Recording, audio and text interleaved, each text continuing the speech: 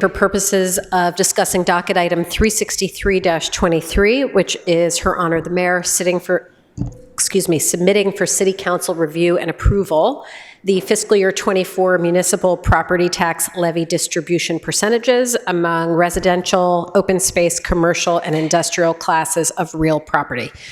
So just so everybody understands the procedure, first we're going to hear a brief presentation that will be followed by a public hearing, and we'll have 2 rounds of opportunities for councilors to ask questions. The first is going to be right before the public hearing, and I'll ask you to try to target your questions to items that will help inform the public hearing, and then we'll have a second round, an opportunity to ask questions after the public hearing, and we'll have a discussion and take a vote at that point. At this time, I'd like to turn the meeting over to the Director of Assessing, Mr. Shaughnessy. Well, thank you, Chairman Grossman. I assume you'll let me share my screen. If you'd like, I'll just kind of start with that, a brief presentation.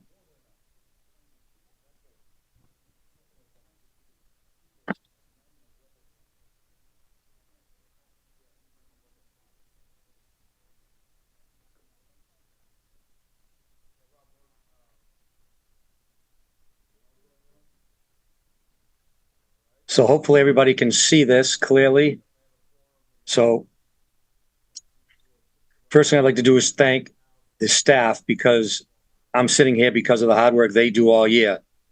They kind of make my job easy. I just happen to be the front person, but they're all the people that get everything done for us. So I appreciate what they do for me every day.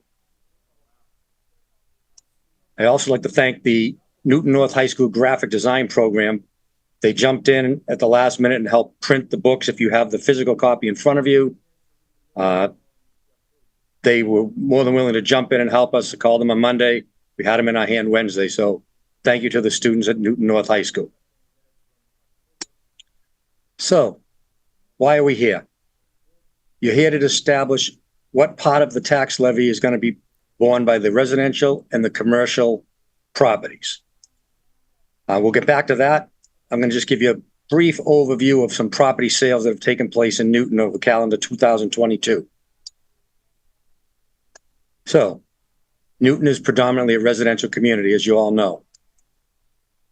Single families and condominiums make up almost 79% of the total assessed value for fiscal 24. And all the residential properties make up 91.59% of the total value for fiscal 24. I think that's the highest percentage that I could certainly find historically for residential properties. And then conversely, the commercial, industrial, and personal property make up 8.41% of the total assessed value. Here is the history of the single family sales from 2014 through 2023, September. And as you can see, there's not one number that isn't higher than the previous. So we have the market for real estate in Newton has just been going up.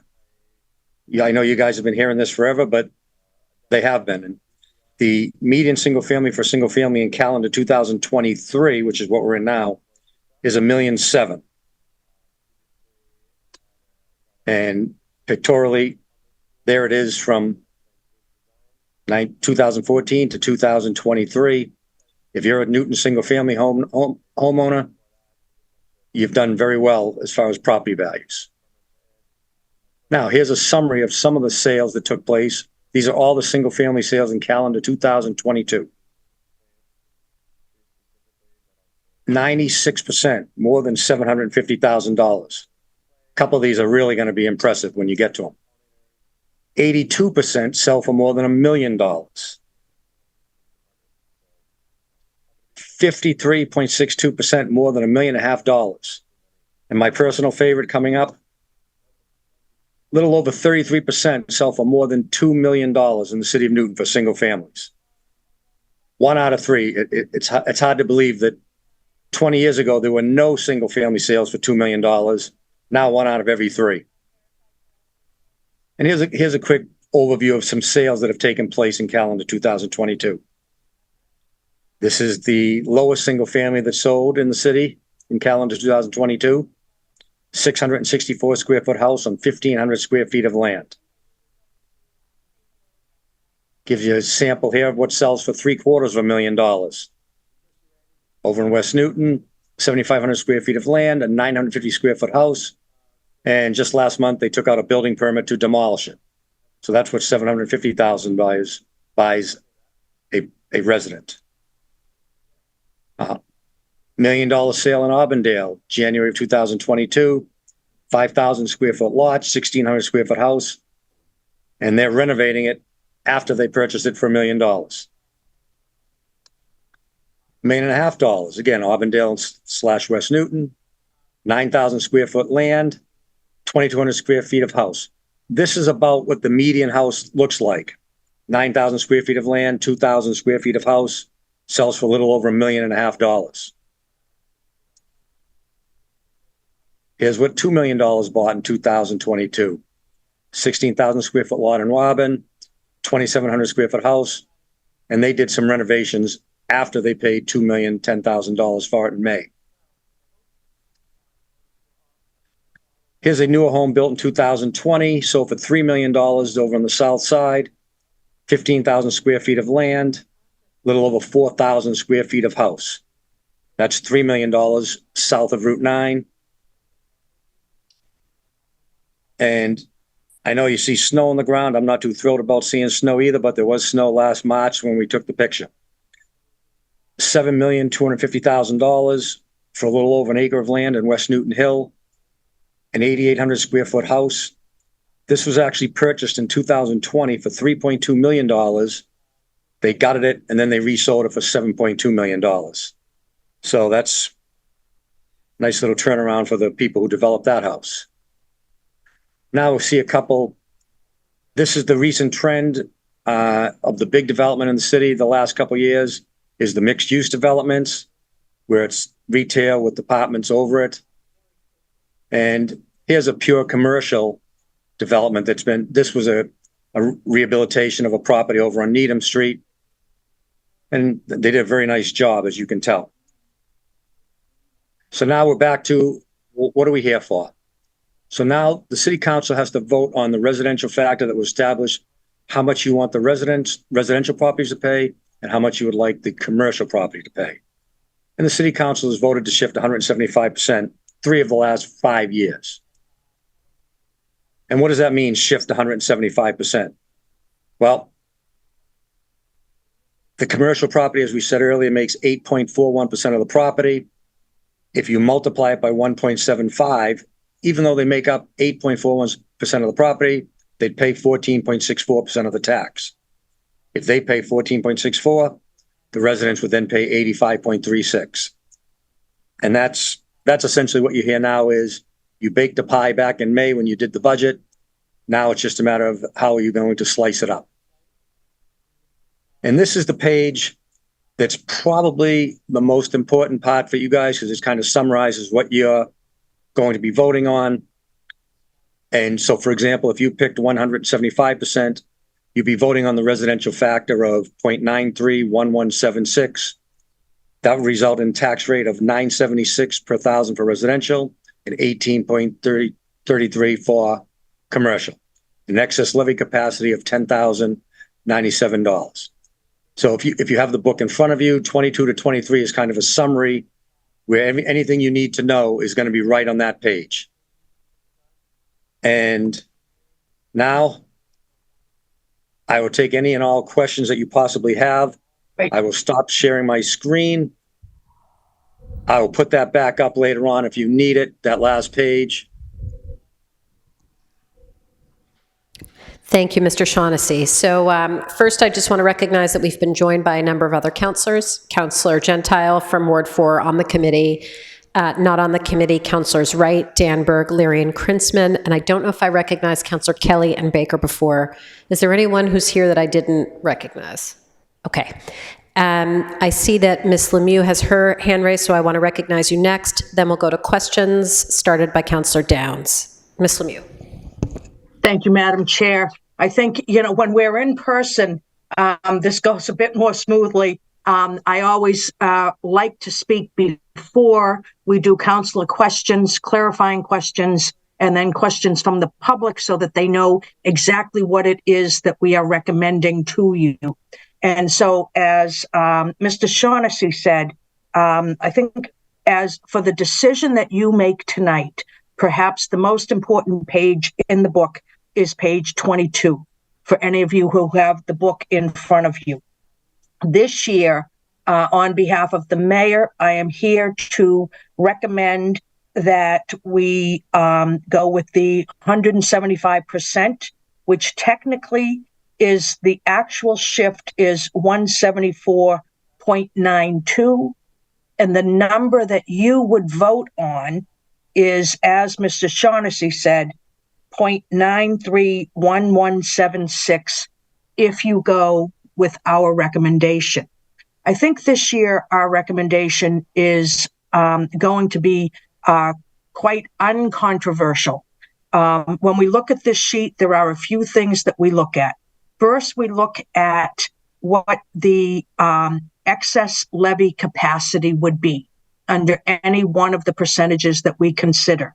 And so if you look probably 2/3 down the page on page 22, the factor which would allow us to leave the least amount of money on the table is the 175. That enables us to leave only $10,000 on the table, and that's because we have to round to pennies, and is the best scenario from an excess levy capacity. The next thing that we look at is what happens with the residential tax rates. If the levy capacity looks like that's the one that we want to pick, we always like to look and see what the residential tax rate would be. The residential tax rate under that scenario would be $9.76. What has happened over the past year is as I think you all know, the residential market has remained incredibly strong in the city of Newton. The commercial market has had some challenges, as have all commercial properties, certainly here in the Northeast and presumably across much of the country. So this shift would pass along the most favorable tax rate to our residents. And then, of course, the third thing we look at is what happens with our commercial properties if we do that. Because the commercial properties have not in total increased in the city and the residentials have, there is a fundamental shift, if you will, in the tax burden from commercial to a little bit more from commercial to residential. And so if you look on page 22, under the 175%, commercial properties, their tax rate would decrease by 4.2%. All 5 or all 6 of the numbers in front of you on that page, commercial properties see their tax rate decreasing. And so our recommendation is to balance how much the increase is to the residential properties against a decrease for the commercial properties, while we are leaving the least amount of money on the table. So thank you, Madam Chair. Again, once we turn it over to questions either now or questions after you close the public hearing, I'm also here to answer any questions that anybody may have. Thank you. We have Councillor Downs, followed by Councillor Lucas for questions. Thank you, Ms. Lemieux and Mr. Shaughnessy, and thank you, Chair, for taking me. Although I'm not on the committee, my question, I think, has just been answered, and I just wanted to reframe it as usually what we try to do is to have the lowest possible excess levy capacity. If I'm right, and correct me if I'm wrong, and so that's why the 175 this year looks particularly attractive, as it has the lowest, as Ms. Lemieux said, money left on the table. And if I'm correct, I will just lower my hand. I'm all set. Ms. Lemieux, do you want to answer that? Thank you, Madam Chair, just because that is one of the most important factors that we look at, but I don't want anyone to lose sight of the fact that we also look at what happens to residential property owners and commercial property owners. So it's really all three items that we look at when we come to you with a recommendation. Great, thank you. All set, Counselor Downs? Okay, Counselor Lucas, followed by Counselor Markowitz. Thank you, Madam Chair. Ms. Lemieux, I have a question concerning the 170%. That one, it appears to be the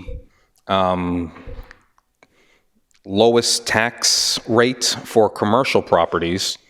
And I was just having a hard time figuring out some of those columns or rows, excuse me, on page 22, where it says median commercial tax increase and then median commercial tax increase as a percent. What exactly does that mean? Thank you, Want me to Mr. jump in, Maureen? Lucas. I'll actually turn it over to Jim first. All right. And All then right, so I can Councilor jump in if I need to. Councilor Lucas, if you, let's say you're looking at the 170% column, just for the sake of discussion.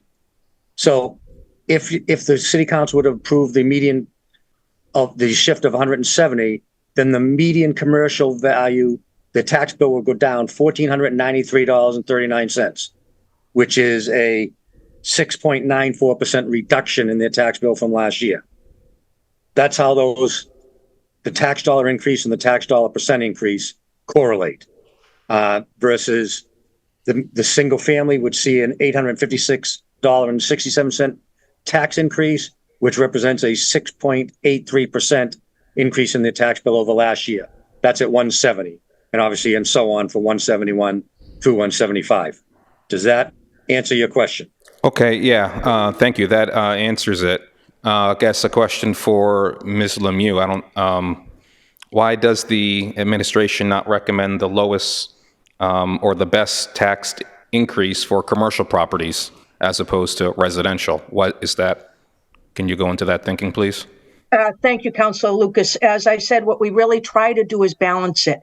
And because the commercial property owners, the median commercial property would see a $900 decrease in their taxes, we felt that it was important not to pass too much along to the single-family homeowner. The single-family homeowner, even though we live under Proposition 2.5, and we can only increase our total levy by 2.5 every year, we deal with some shifting. Sometimes it's very minor. Sometimes it's a little bit more pronounced.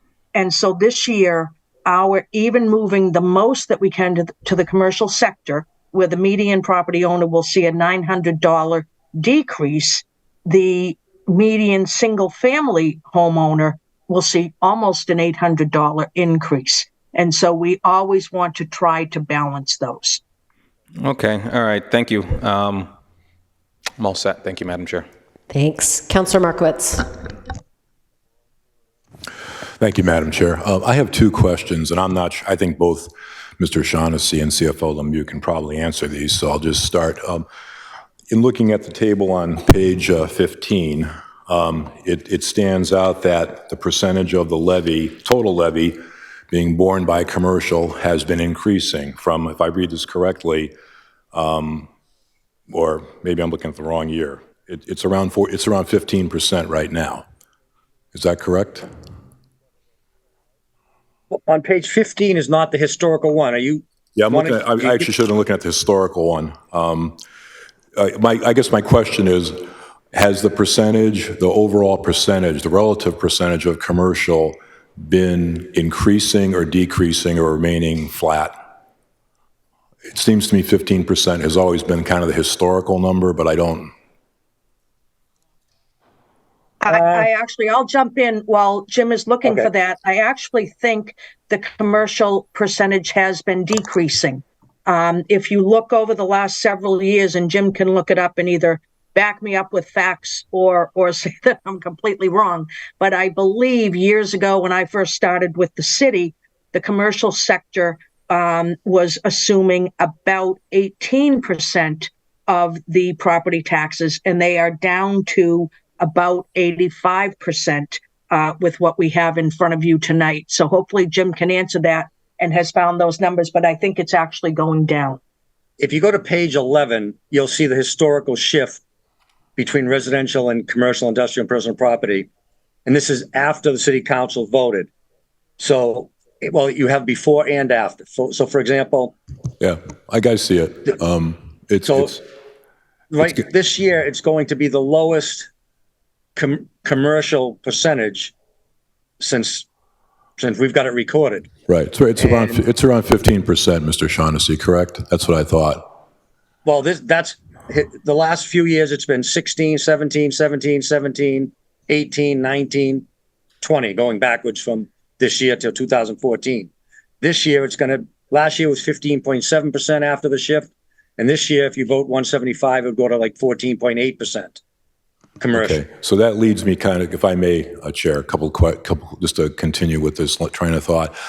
So the decrease in the relative contribution from the commercial properties could be driven primarily by two factors. The first would be the assessed value, right? Because ultimately we're dividing a pie here, even though we're applying factors to it. And the second could be the sheer volume of commercial property available to us in the city. Do you have a sense as to whether one or the other of those is the more significant contributor? In other words, is it a decrease in the total amount of commercial property available for taxation? Or is it the fact that the assessed value of the commercial properties has been declining? And you may not know the final answer to that, but I think it's an interesting question, I think, for the council to ponder as we look at, not just zoning now, but zoning in the future, and in land use where we often, allow change of use in a zone, and it frequently does go from commercial to residential. I can't recall seeing one that went from residential to commercial. I really can't. There may have been one, but that's kind of the question. Maureen, I'll jump in and answer the second part quickly, and then I'll let you jump in. The vast majority, I would not say that the commercial values have been going down. The last couple of years, they're actually increasing very well. But the vast majority of the newer developments that have been approved in the city over the last couple of years have been mixed use. So these properties went from fully commercial to probably 90% residential. When you build a one-story retail with 5 stories of apartments above it, that valuation goes away from the commercial sector and into the residential sector. So that's where it's not so much that the commercial value's getting lower, it's properties are leaving the commercial class and going into the residential class. And that's where, for example, the 2 to 4 Los Angeles Street, Trio a couple years ago, Austin Street, when you can start naming the big developments off the top of your head over the last 5 years, and all of them have been mixed use, that's where the majority of the value is going, from commercial into predominantly residential. Okay, so that makes sense relative to the kind of new growth we have. So this all does play itself out. I guess, I don't know if you know this is just kind of a general question. I had always heard, and I'm trying to remember where I've read this, but I've seen it more than one place, that, as a budgetary item, I guess this is from Ms. Lemieux, CFO Lemieux, there's kind of a ratio where you get to a certain point of your revenue coming from commercial versus residential that it becomes more difficult to manage. And I think that number is around 15%, if I'm remembering. So I think we're kind of right at, this isn't something you can do anything about tax-wise, but it just seems to me we're kind of at the precipice a little bit of getting to the point where we're going to have to bear maybe more off the residential base than the commercial base. And in terms of how we're growing, that's going to probably cause us to have to raise residential rates more rapidly over time, I would think, just doing the math. I'm done. Ms. Lemieux, did you want to comment on that? Thank you. I don't know, Councilor Markowitz, that I've ever said that the ratio of 15% is the sweet spot, if you will. What I did say during COVID, as the commercial sector took a larger hit, if you will, that we benefited from the fact that we had mostly residential property. So I absolutely said that during COVID. I don't know if overall in a normal economy that I think that that's the case. The other thing, in addition to everything that Mr. Shaughnessy said, one of the slides that he put up that showed that just in the last 10 years, the median value of our sales prices has gone from 900 and something to, I forget, Jim, what the number was. I think it was a million. 925 to $1.7 million. And so when the residential market is increasing that significantly, and we all know that the commercial market has not increased in any way, shape, or form like that, then it stands to reason that there is going to be that shifting. It's a zero-sum game. And so as all of our single-family homes increase as dramatically as they have, if the commercial properties increase by 2, 3, 4, 5% a year, eventually there's going to be that shifting, and that's exactly what you're seeing. I think that was a very good explanation. I think it helps us understand now, kind of, it's just interesting and practical, I think, to understand what the shifting demographics, if you will, I guess, I don't know if real estate values are a demographic, but that's actually what's happening to us, and the challenge of trying to manage that going forward, because some of that's just pure gravity. There's not much we can do about it. And just to go back, so I just wanted to clarify a point you said, and kind of for everyone else, and also to reaffirm my own understanding. Our commercial rents are not based on the actual value of the property. They're based on the rental capacity of it, right? It's somewhat of a subjective, I know it's totally subjective, but there's market analysis to determine that, right? So it's not like your building's worth $2 million. No, you collect $600,000 a year in rent. And that is, or you could collect $600,000 a year in rent. So that kind of drives what the commercial rate, what the commercial assessment would be. During COVID, when you had a fall off in that type of stuff, you know that fall off was manifest in the reduction in the rental capacity, I guess, and actually had a negative impact on the commercial revenue, right? Well, the answer to the way you described the valuation methodology is correct. The income-producing properties, such as commercial, we look at their rent and we come up with their market value. Where on single-family sales, condominium sales, you're looking at what other people are paying for them. So everything is valued at market value, but residential properties, you typically use the sales comparison approach. On the commercial properties, you use the income approach by looking at their rent, their expenses, and dividing it by a cap rate and coming up with their value. So yes, you're correct on that statement that you made. Cool. All right. That was great. Thanks for all that information. Appreciate it. Thank you.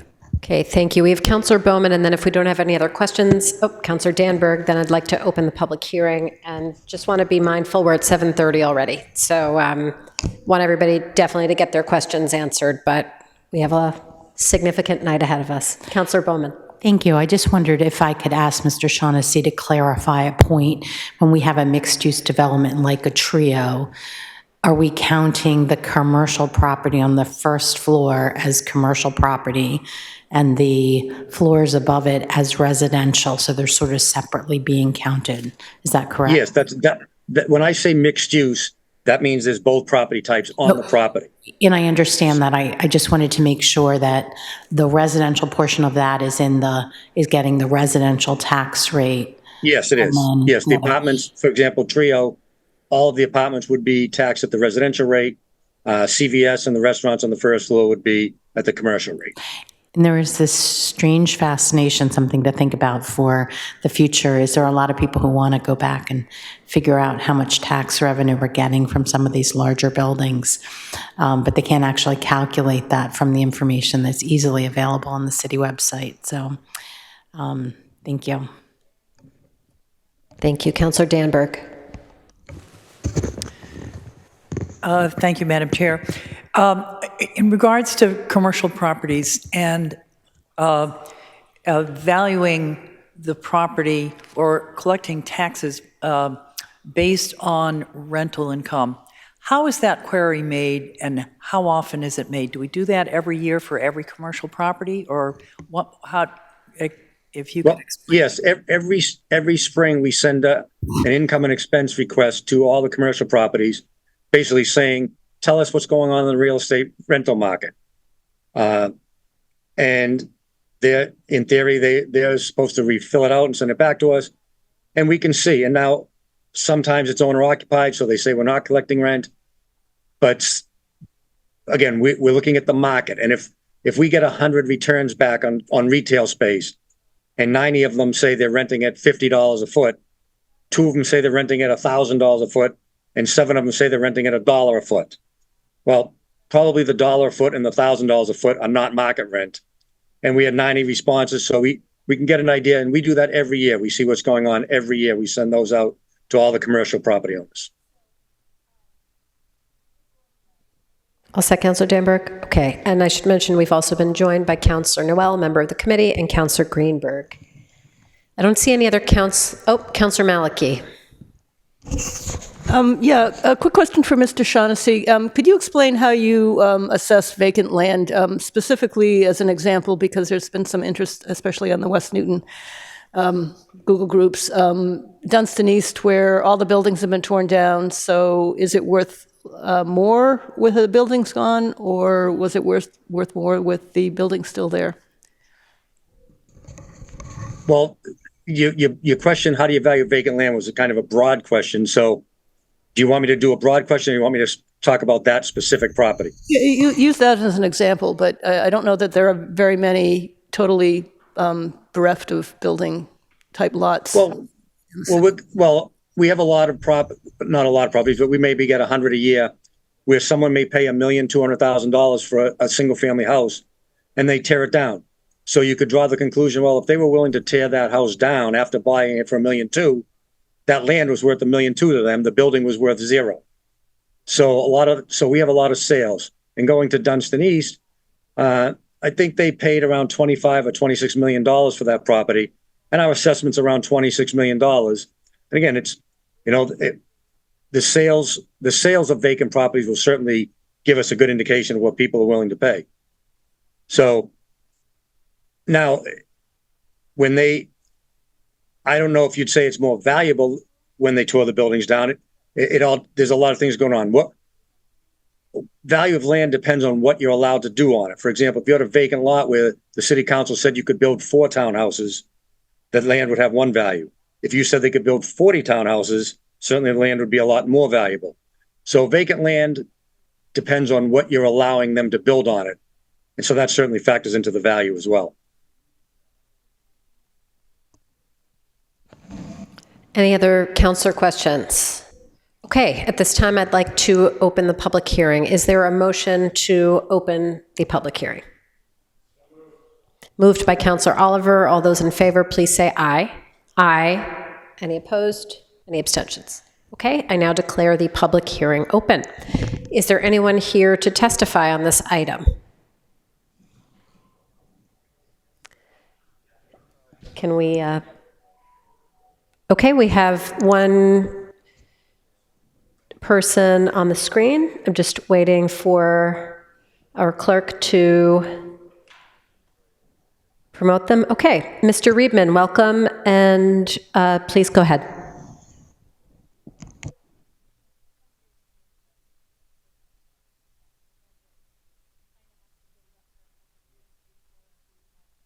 Good afternoon, Madam Chair. Appreciate the opportunity to speak. Greg Riebman, President of the Charles River Regional Chamber. I want to just take a moment to remind everyone that these continue to be very difficult times for our businesses. You may walk into your favorite restaurant and it appears crowded, but they're dealing with inflation and interest rates and insurance and labor costs and utilities, all of which are considerably higher than they're used to, than we've experienced. But also then remember that our restaurants are just a very small sliver of what our businesses are. We think of our businesses as those street level shops and restaurants we go into, but that is really a very small sector of what the business climate is, the people that do business here. Our office buildings, including many buildings you drive by every day and don't think much about, but there are several stories high, and there's small companies in there, whether they're insurance companies or law firms or medical offices or whatever. It's a very, very difficult time to rent offices. There are so many challenges in that market there. And we've all seen how our hopes for example, the lab market has totally fallen out. This is just a really difficult time if you own commercial space, and the prospects for the next few years are very difficult.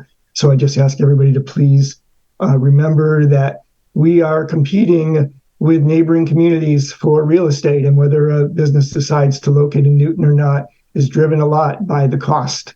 That is one of the factors, not the only factor, but it is important. So please do remember that the cost to our businesses is a very difficult time for them, and we do have competition from other communities. Thank you very much for your consideration. Thank you. Ms. Sturman.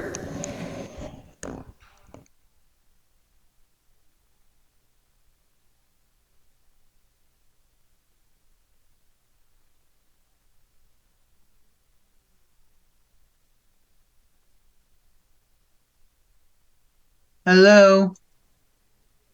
Did I catch the tail end of the tax classification? I assume I am. Yes? Yes, you're welcome to share your comments at this time.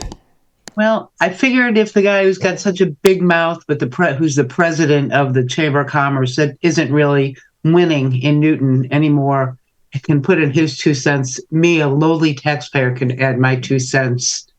And that is that after last year's tax override failed, there's absolutely no reason to raise taxes unreasonably in Newton next year. We're having a excess free cash in the millions every year for the last 10 years. And I think we have to be more conscientious on our spending and our budgeting. And when you're doing your tax classification, please take that into mind. That's all I have to share with you. Thank you for your consideration. Thank you. At this time, do we have any other members of the public, either present or online, who wish to speak? Seeing none, is there a motion to close the public hearing? I need a member of the committee because we're in Finance Committee, but thank you. Councilor Noel?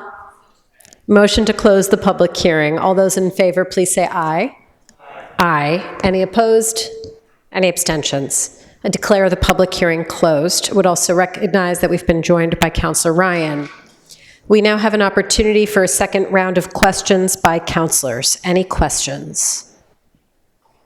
Okay, I don't see any hands, so let's get into discussion. Is there commentary or a motion on the residential factor? Councilor Humphrey.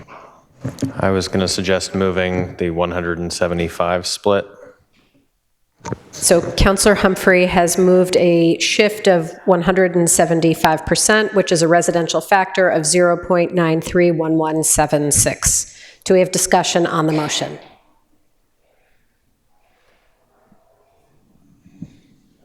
Okay, in that case, Finance Committee members, let's take a vote on Councilor Humphrey's motion. All those in favor, please say aye. Aye. Aye. Any opposed? Any abstentions?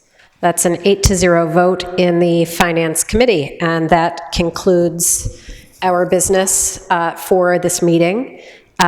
We will report the result of this at our full council meeting in just a moment, and if any other councilors would like to comment, of course, you're welcome to put it on second call. Thank you. Thank you, everyone. Ms. Lemieux and Mr. Shaughnessy, thank you, as always, for your excellent, very thorough